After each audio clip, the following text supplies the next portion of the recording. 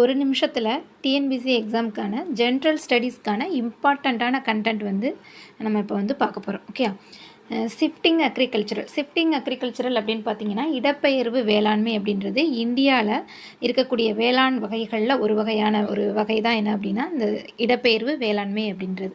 So இந்த இடப்பெயர்வு வேளாண்மை அப்படிங்கிறது பார்த்திங்கன்னா இந்தியாவில் இருக்கக்கூடிய ஒவ்வொரு மாநிலங்கள்லேயும் ஒவ்வொரு பெயர்கள், அதாவது பல்வேறு மாநிலங்களில் பல்வேறு பெயர்கள் அப்படிங்கிற மாதிரி அழைக்கப்படுது.